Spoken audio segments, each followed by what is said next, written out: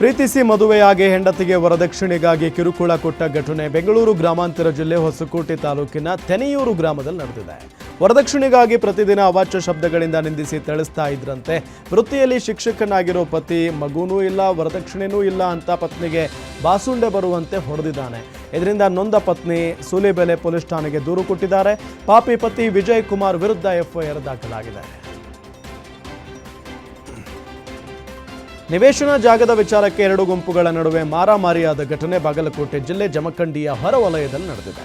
1 ಗುಂಟೆ ಅಳತೆಯ ನಿವೇಶನದ ವಿಚಾರಕ್ಕೆ ಗಲಾಟೆ ನಡೆದಿದ್ದು ಮೊಹಮ್ಮದ್ ಫಾರ್ತನಹಳ್ಳಿ ನವಶಾದ್ ಮೌಲಾವಿಗೆ ಗಾಯಗಳಾಗಿವೆ. ಗಾಯಾಳುಗಳನ್ನು ತಾಲೂಕು ಆಸ್ಪತ್ರೆಗೆ ದಾಖಲು ಮಾಡಲಾಗಿದೆ. ಅಲಗೂರು ಪುನರ್ವಸತಿ ಕೇಂದ್ರದಲ್ಲಿರುವ ನಿವೇಶನ ಜಾಗಕ್ಕೆ ಬೇಲಿ ಹಾಕಲು ಹೋದಾಗ ಗಲಾಟೆ ನಡೆದಿದೆ. ನಿವೇಶನ ನಮ್ಮ ಜಾಗದಲ್ಲಿ ಬರುತ್ತೆ ಅಂತ ಒಂದು ಗುಂಪು ತಕರಾರು ತೆಗೆದಿದ್ದು, ಉಸ್ಮಾನ್ ಗಣಿ ಪಾರ್ತನಹಳ್ಳಿ ಯಾಸ್ಮಿನ್ ಪಾಕಿಹುನ್ ಎಂಬುವರ ವಿರುದ್ಧ ಹಲ್ಲೆ ಆರೋಪ ಕೇಳಿಬಂದಿದೆ. ಈ ಸಂಬಂಧ ಜಮಖಂಡಿ ಪೊಲೀಸ್ ಠಾಣೆಯಲ್ಲಿ ಪ್ರಕರಣ ದಾಖಲಾಗಿದೆ. ಕಟ್ಟಿಕೊಂಡ ಹೆಂಡತಿಗೆ ವೇಶ್ಯಾವಾಟಿಕೆ ನಡೆಸುವಂತೆ ಪತಿ ಕಿರುಕುಳ ನೀಡುತ್ತಿದ್ದಕ್ಕೆ ಮನನೊಂದು ಗೃಹಿಣಿ ಆತ್ಮಹತ್ಯೆಗೆ ಶರಣಾದ ಘಟನೆ ಬೀದರ್ ಜಿಲ್ಲೆ ಬಸವ ಕಲ್ಯಾಣದಲ್ಲಿ ನಡೆದಿದೆ. 2022ರಲ್ಲಿ ಶೇಖರ್ ಪಾಟೀಲ್ನನ್ನ ಮದುವೆಯಾಗಿದ್ದ 22 ವರ್ಷದ ಅಂಜುನಾಗೆ ಪ್ರತಿನಿತ್ಯ ಗಂಡನ ಮನೆಯವರು ಕಿರುಕುಳ ನೀಡ್ತಾ ಇದ್ರಂತೆ. ಅನೈತಿಕ ಸಂಬಂಧ ಇಟ್ಟುಕುವಂತ ಹಿಂಸೆ ಕೊಡ್ತಾ ಇದ್ರಂತೆ. ಕಿರುಕುಳ ತಾಳಲಾರದೆ 11 ತಿಂಗಳ ಮಗುವನ್ನ ಬಿಟ್ಟು ಅಂಜುನಾ ಆತ್ಮಹತ್ಯೆ ಮಾಡಿಕೊಂಡಿದ್ದಾಳೆ ಅಂತ ಪೋಷಕರು ಆರೋಪಿಸಿದ್ದಾರೆ. ಘಟನೆ ಸಂಬಂಧ ಪತಿ ಶೇಖರ್ ಪಾಟೀಲ್ ಅತ್ತೆ ಮಾವನನ್ನ ವಶಕ್ಕೆ ಪಡೆದು ಪೊಲೀಸರು ವಿಚಾರಣೆ ನಡೆಸುತ್ತಿದ್ದಾರೆ. ಪ್ರೀತಿ ಮಾಡ್ತಾ ಇದ್ದಂಥ ಯುವತಿ ಕೈ ಕೊಟ್ಲು ಅಂತ ಯುವಕ ನೇಣಿಗೆ ಶರಣಾದಂಥ ಘಟನೆ ಬೆಂಗಳೂರಿನ ಮಹಾಲಕ್ಷ್ಮಿ ಲೇಔಟ್ ಪೊಲೀಸ್ ಠಾಣಾ ವ್ಯಾಪ್ತಿಯಲ್ಲಿ ನಡೆದಿದೆ. 26 ವರ್ಷದ ಬಾಡಿ ಬಿಲ್ಡರ್ ಕಿರಣ್ ಆತ್ಮಹತ್ಯೆ ಮಾಡಿಕೊಂಡಿದ್ದು, 3 ವರ್ಷದಿಂದ ಜಿಮ್ ಟ್ರೈನರ್ ಕಿರಣ್ ಯುವತಿಯನ್ನ ಪ್ರೀತಿ ಮಾಡ್ತಾ ಇದ್ದ. ಬೇರೆ ಯುವಕನ ಜೊತೆ ಮದುವೆ ನಿಶ್ಚಯವಾಗಿದೆ ಅಂತ ಯುವತಿ ಹೇಳಿದ್ಲು. ಅಲ್ಲದೆ ಮದುವೆ ಇನ್ವಿಟೇಷನ್ ಹೊಸ ಸೀರೆಯನ್ನು ಕೂಡ ಯುವಕನಿಗೆ ತೋರಿಸಿದ್ದಳು. ಇದರಿಂದ ಮನನೊಂದ ಕಿರಣ್ ಮನೆಗೆ ಬಂದು ಯುವತಿ ಮನೆಯವರ ಹೆಸರು ಬರೆದಿಟ್ಟು ನೇಣಿಗೆ ಶರಣಾಗಿದ್ದಾನೆ. ಇನ್ನು ಪ್ರೀತಿಸಿದ್ದ ಯುವತಿ ಕುಟುಂಬದ 50 ಲಕ್ಷ ಸಾಲವನ್ನ ಕಿರಣ್ ತೀರಿಸಿದ್ದ. ಮಗನನ್ನ ಕಳೆದುಕೊಂಡ ತಾಯಿಯ ಆಕ್ರಂದನ ಮುಗಿಲು ಮುಟ್ಟಿದೆ. ಮಹಾಲಕ್ಷ್ಮಿ ಲೇಔಟ್ ಪೊಲೀಸ್ ಠಾಣೆಗೆ ಕಿರಣ್ ಪೋಷಕರು ದೂರು ಕೊಟ್ಟಿದ್ದಾರೆ. ಮದುವೆಯಾಗುವುದಾಗಿ ನಂಬಿಸಿ ಬಾಲಕಿ ಮೇಲೆ ಅತ್ಯಾಚಾರ ಎಸಗಿದ್ದ ಅಪರಾಧಿಗೆ ದಾವಣಗೆರೆಯ ಹೆಚ್ಚುವರಿ ಜಿಲ್ಲಾ ಮತ್ತು ಸೆಷನ್ಸ್ ಕೋರ್ಟ್ 20 ವರ್ಷ ಜೈಲು ಶಿಕ್ಷೆ ವಿಧಿಸಿದೆ. ಚಿತ್ರದುರ್ಗದ ಸಿದ್ದಪ್ಪ ಶಿಕ್ಷೆಗೆ ಗುರಿಯಾದಂಥ ಅಪರಾಧಿ 2022ರ ಫೆಬ್ರವರಿ 26ರಂದು ಬೆಂಗಳೂರು ಸೇರಿ ಹಲವೆಡೆ ಬಾಲಕಿಯನ್ನ ಕರೆದುಕೊಂಡು ಹೋಗಿ ಅತ್ಯಾಚಾರ ಮಾಡಿದ್ದ. ಈ ಬಗ್ಗೆ ಬಾಲಕಿಯ ತಾಯಿ ನೀಡಿದ ದೂರಿನ ಅನ್ವಯ ಪ್ರಕರಣ ದಾಖಲಾಗಿತ್ತು. ಕೊನೆಗೂ ಅಪರಾಧಿಗೆ 20 ವರ್ಷ ಜೈಲು ಶಿಕ್ಷೆ ವಿಧಿಸಿ ಸಂತ್ರಸ್ತೆಗೆ 4 ಲಕ್ಷ ಪರಿಹಾರ ನೀಡುವಂತೆ ಕೋರ್ಟ್ ಸೂಚಿಸಿದೆ. ಮಹಿಳೆ ಮೇಲೆ ಅತ್ಯಾಚಾರಕ್ಕೆ ಯತ್ನಿಸಿರುವ ಘಟನೆ ಕಲಬುರಗಿಯಲ್ಲಿ ನಡೆದಿದೆ. ಚಿಂದಿ ಆಯುವ ಮಹಿಳೆ ಮೇಲೆ ಅನ್ಯ ಕೋಮಿನ ಯುವಕರು ಅತ್ಯಾಚಾರಕ್ಕೆ ಯತ್ನಿಸಿದ್ದಾರೆ ಎಂಬ ಆರೋಪ ಕೇಳಿಬಂದಿದೆ. ಮಹಿಳೆಯ ಕೈಕಾಲು ಹಿಡಿದು ಅತ್ಯಾಚಾರಕ್ಕೆ ಯತ್ನಿಸಿದ್ದಾರೆ. ಮಹಿಳೆ ಕಿರ್ಚಾಡ್ತಾ ಇದ್ದಂತೆ ಹಲ್ಲೆ ನಡೆಸಿ ಅಲ್ಲಿಂದ ಕಾಮುಕರು ಪರಾರಿಯಾಗಿದ್ದಾರೆ. ಮಹಿಳೆಗೆ ಗಂಭೀರ ಗಾಯಗಳಾಗಿದ್ದು ಆಸ್ಪತ್ರೆಗೆ ದಾಖಲಿಸಲಾಗಿದೆ. ಘಟನೆ ಸಂಬಂಧ ಸಬ್ ಅರ್ಬನ್ ಪೊಲೀಸ್ ಠಾಣೆಯಲ್ಲಿ ಪ್ರಕರಣ ದಾಖಲಾಗಿದೆ.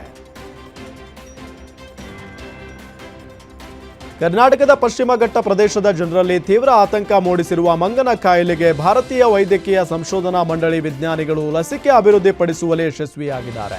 ಪ್ರಾಣಿಗಳ ಮೇಲಿನ ಪ್ರಯೋಗದ ಬಳಿಕ ಇದೀಗ ಮಾನವರ ಮೇಲೆ ಲಸಿಕೆಯ ಕ್ಲಿನಿಕಲ್ ಪ್ರಯೋಗ ಆರಂಭಿಸಲಾಗಿದೆ. ಈ ಕುರಿತು ಕೇಂದ್ರ ಆರೋಗ್ಯ ಸಚಿವಾಲಯ ಮಾಹಿತಿ ನೀಡಿದೆ. ಕರ್ನಾಟಕ ಸರ್ಕಾರದ ಕೋರಿಕೆಯ ಮೇರೆಗೆ ಐಸಿಎಂಆರ್ ಲಸಿಕೆ ಅಭಿವೃದ್ಧಿಪಡಿಸಿದೆ. 2 ಡೋಸ್ಗಳ ಈ ಲಸಿಕೆಯನ್ನು ದಿ ಇಂಡಿಯನ್ ಇಮ್ಯುನ್ಯೂಲಾಜಿಕಲ್ಸ್ ಅಂದರೆ IIL ಮತ್ತು ICMRನ ನ್ಯಾಷನಲ್ ಇನ್ಸ್ಟಿಟ್ಯೂಟ್ ಆಫ್ ವೈರಾಲಜಿ ಜಂಟಿಯಾಗಿ ಅಭಿವೃದ್ಧಿಪಡಿಸಿದೆ.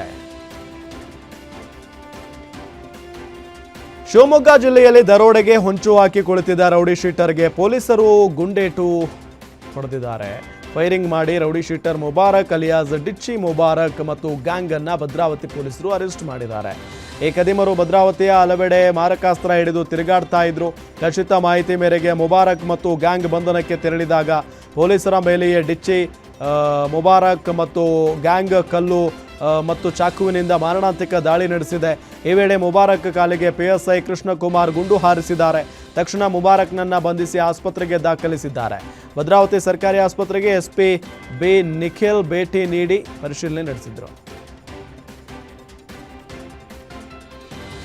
ಸೋಷಿಯಲ್ ಮೀಡಿಯಾದಲ್ಲಿ ಹವಾ ತೋರಿಸಲು ರೌಡಿ ಶೀಟರ್ ಸುರೇಶ್ ಭಜಂತ್ರಿ ಜೈಲು ಪಾಲಾಗಿರೋ ಘಟನೆ ಬೆಳಗಾವಿ ಜಿಲ್ಲೆ ಮುರುಗೋಡದಲ್ಲಿ ನಡೆದಿದೆ. ಬರ್ತ್ಡೇ ದಿನ rowdy sheeter Suresh Bhajantri gang ಕಟ್ಟಿಕೊಂಡು ಶೋಕಿ ಮಾಡಿದ್ದ. 4 ಸೀಟರ್ ಥಾರ್ನಲ್ಲಿ 10 ರಿಂದ 15 ಜನರನ್ನ ಕೂರಿಸಿಕೊಂಡು ಹಿಂದೆ ಬೈಕ್ನಲ್ಲಿ ಜನ ಕರೆದುಕೊಂಡು ಪೋಸ್ ಕೊಟ್ಟಿದ್ದ. ಸೋಷಿಯಲ್ ಮೀಡಿಯಾದಲ್ಲಿ ಆ ವಿಡಿಯೋ ಅಪ್ಲೋಡ್ ಮಾಡಿದ್ದ. ಆ ವಿಡಿಯೋ ಗಮನಿಸಿ ರೌಡಿ ಶೀಟರ್ ಸೇರಿ 7 ಜನರನ್ನ ಮುರುಗೋಡ ಪೊಲೀಸರು ಬಂಧಿಸಿದ್ದಾರೆ. ಬಂಧಿತರಿಂದ ಥಾರ್, ಮಹೇಂದ್ರ, ಬುಲೆರೋ ಬೈಕ್ಗಳನ್ನು ಜಪ್ತಿ ಮಾಡಲಾಗಿದೆ. ಶಿವಮೊಗ್ಗ ಜೈಲಿನಲ್ಲಿ ಗಾಂಜಾ ಪೂರೈಕೆ ಸಂಬಂಧ ಪೊಲೀಸರು ಮತ್ತೊಂದು ಕೇಸ್ ಭೇದಿಸಿದ್ದಾರೆ. ರೇಡ್ ವೇಳೆ ಜೈಲಿನಲ್ಲಿ ಕೈದಿಗಳಿಗೆ ಗಾಂಜಾ, ಸಿಗರೆಟ್, ಮೊಬೈಲ್ ಸಪ್ಲೈ ಮಾಡ್ತಿದ್ದ 4 ಆರೋಪಿಗಳನ್ನು ತುಂಗಾನಗರ ಪೊಲೀಸರು ಬಂಧಿಸಿದ್ದಾರೆ. ಮೊಹಮ್ಮದ್ ಕಲಂದರ್ ಅಲಿಯಾಸ್ ಕಲ್ಲು, ಅಬ್ದುಲ್ ಮುನಾಫ್ ಅಲಿಯಾಸ್ ಮುನ್ನಾ, ವಿಜಯ್ ಹಾಗೂ ಪರಶುರಾಮ್ ಬಂಧಿತ ಆರೋಪಿಗಳಾಗಿದ್ದು, ಬಂಧಿತರಿಂದ ಬೈಕ್, ಮೊಬೈಲ್ಗಳನ್ನು ವಶಕ್ಕೆ ಪಡೆಯಲಾಗಿದೆ. ಇನ್ನು ಈ ಆರೋಪಿಗಳನ್ನು ಟೇಪ್ ಸುತ್ತಿ ಕಾಂಪೌಂಡ್ನಿಂದ ಮೊಬೈಲ್, ಗಾಂಜಾವನ್ನ ಜೈಲಿನ ಒಳಗೆ ಎಸಿತಾ ಇದ್ರು ಅಂತ ತನಿಖೆ ವೇಳೆ ಬಯಲಿಗೆ ಬಂದಿದೆ.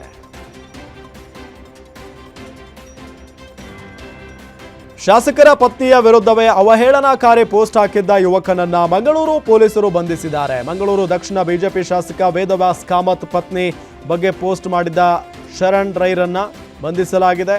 ಅಧಿವೇಶನದಲ್ಲಿ ಕಾಂಗ್ರೆಸ್ ಶಾಸಕ ಶಿವಲಿಂಗೇಗೌಡ ಹಾಗೂ ಬಿಜೆಪಿ ಸದಸ್ಯರ ನಡುವೆ ಮಾತಿನ ಚಕಮಕಿ ನಡೆದಿತ್ತು.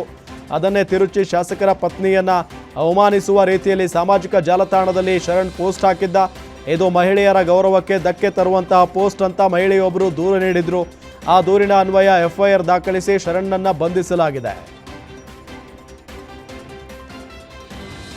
ಭೀಕರ ಅಪಘಾತದಲ್ಲಿ ಬೈಕ್ ಸವಾರ ಸ್ಥಳದಲ್ಲೇ ಸಾವನ್ನಪ್ಪಿರುವ ಘಟನೆ ದೊಡ್ಡಬಳ್ಳಾಪುರ ತಾಲೂಕಿನ ಮಾಕಳಿ ಬಳಿ ನಡೆದಿದೆ.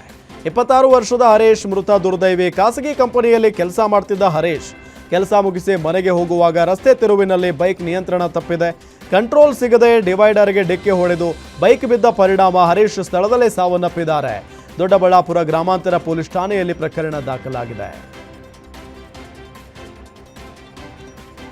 ಬಳ್ಳಾರಿಯಲ್ಲಿ 5,000 ವರ್ಷ ಹಳೆಯದಾದ ಮಾನವನ ಅಸ್ಥಿ ಪಂಜರ ಪತ್ತೆಯಾಗಿದೆ. ಸಿರುಗುಪ್ಪ ತಾಲೂಕಿನ ತೆಕ್ಕಲಕೋಟೆಯ ಗೌಡ್ರು ಮೂಲೆ ಬೆಟ್ಟದಲ್ಲಿ ಉತ್ಖನನ ವೇಳೆ ಮಾನವನ ಅಸ್ಥಿ ಪಂಜರ ಪತ್ತೆಯಾಗಿದೆ. 1 ವಾರದಿಂದ ತೆಕ್ಕಲಕೋಟೆಯ ಐತಿಹಾಸಿಕ ಸ್ಥಳದಲ್ಲಿ ಉತ್ಖನನ ತಂಡದ ನಿರ್ದೇಶಕ ಸೇಜೇಶ್ವರ್ ಮತ್ತು ಸಹ ನಿರ್ದೇಶಕಿ ನಮಿತಾ ಎಸ್ ಸುಗಂಧ ನೇತೃತ್ವದಲ್ಲಿ ಶೋಧ ಕಾರ್ಯ ನಡೀತಾ ಇದೆ. ಈ ವೇಳೆ ಸುಮಾರು 5.5 ಅಡಿ ಉದ್ದದ ಮಾನವನ ಅಸ್ಥಿ ಪಂಜರ ಪತ್ತೆಯಾಗಿದೆ. ದೇಹದ ಮೇಲೆ ಕಲ್ಲಿಟ್ಟು ಶವ ಸಂಸ್ಕಾರ ಮಾಡಿರುವ ಸ್ಥಿತಿಯಲ್ಲಿ ಅಸ್ಥಿ ಪಂಜರ ಪತ್ತೆಯಾಗಿದೆ ಅಂತ ತಂಡದ ನಿರ್ದೇಶಕ ತೇಜೇಶ್ವರ್ ಮಾಹಿತಿ ನೀಡಿದ್ದಾರೆ. ಮಕ್ಕಳಿಗೆ ಓದಲು ತೊಂದರೆ ಆಗದಂತೆ ತುಮಕೂರು ಜಿಲ್ಲೆಯಲ್ಲಿ ವಿನೂತನ ಪ್ರಯತ್ನ ಮಾಡಲಾಗಿದೆ. ಚಿಕ್ಕನಾಯಕನಹಳ್ಳಿ ತಾಲೂಕಿನಲ್ಲಿ ಎಸ್ಎಸ್ಎಲ್ಸಿ ಫಲಿತಾಂಶ ಉತ್ತಮವಾಗಿ ಬರುವಂತೆ ಮಾಡಲು ರಾತ್ರಿ 7 ರಿಂದ 9 ಗಂಟೆವರೆಗೆ ಮೊಬೈಲ್, ಟಿವಿ ಸ್ವಿಚ್ ಆಫ್ ಮಾಡುವಂತೆ ಸೂಚಿಸಲಾಗಿದೆ. ಮಕ್ಕಳ ಓದಿಗೆ ತೊಂದರೆ ಆಗದಂತೆ ಶಾಸಕ ಸುರೇಶ್ ಬಾಬು ಸೂಚಿಸಿದ ಹಿನ್ನೆಲೆ ಮೊಬೈಲ್ ಮತ್ತು ಟಿವಿ ಸ್ವಿಚ್ ಆಫ್ ಮಾಡುವಂತೆ ಡಂಗೂರ ಸಾರಿಸಲಾಗಿದೆ. ಪಿಡಿಒಗಳಿಗೆ ಪತ್ರ ಬರೆದ ಬಿಇಒ ತಾಲೂಕಿನ ಎಲ್ಲ ಗ್ರಾಮಗಳನ್ನು ಮೊಬೈಲ್, ಟಿವಿ ಸ್ವಿಚ್ ಆಫ್ ಮಾಡುವಂತೆ ಮನವಿ ಮಾಡಿದ್ದಾರೆ.